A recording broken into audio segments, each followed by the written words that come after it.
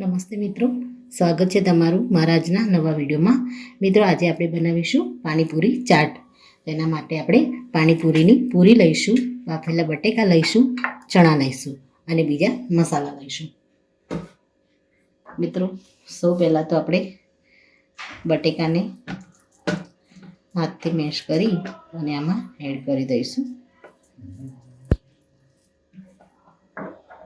ત્યારબાદ બોઇલ કરેલા આપણે ચણા એક કપ લઈશું. એમાં આપણે પાણીપુરીની પકોડીને હાથ વડે આ રીતે ચૂરો કરી અને એડ કરી દઈશું.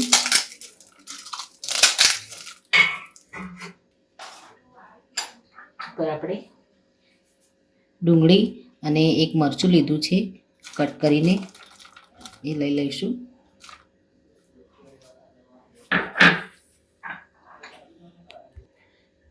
મિત્રો,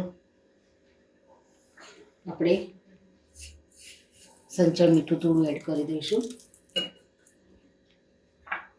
આપણે લાલ ચટણી એડ કરીશું, લાલ મરચાંની.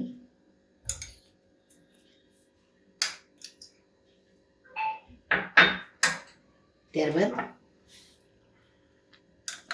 લીલી ચટણી, આપણે આદુ મરચાં અને ફુદીનાની ચટણી લીધી છે, એ આપણે એડ કરી દઈશું.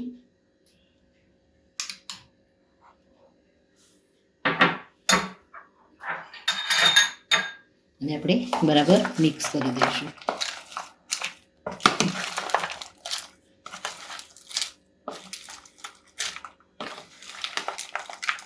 મિત્રો, આપણે હાથથી સારી રીતે મેશ કરી દઈશું.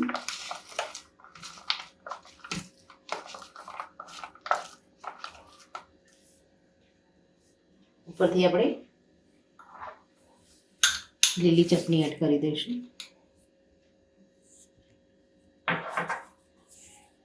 ખજૂર અને આંબલીની ચટણી આપણે હોમમેડ બનાવી અને રેડી રાખેલી છે, એને આપણે આમાં એડ કરી દઈશું.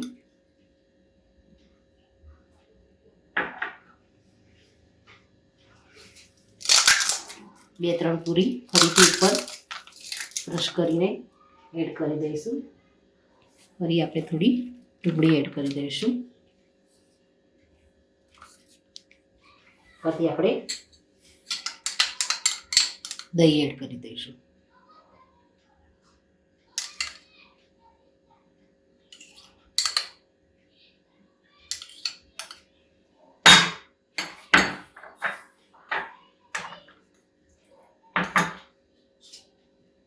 કોથમીર આપણે એડ કરી દઈશું.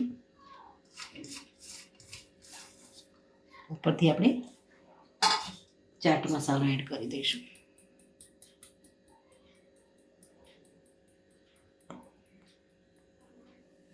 તો મિત્રો, રેડી છે આપણી ઝટપટ બનીને રેડી થતી પાણીપુરી ચાટ.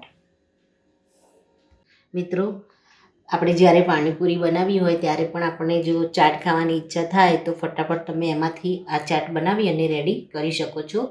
તો આપણે આ ચાટ એકદમ જલ્દી બનાવી અને રેડી કરી છે.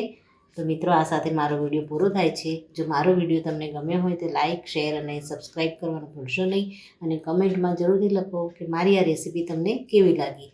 ફરી મળી એક નવા જ વિડીયો સાથે. ત્યાં સુધી આવજો. Thank you.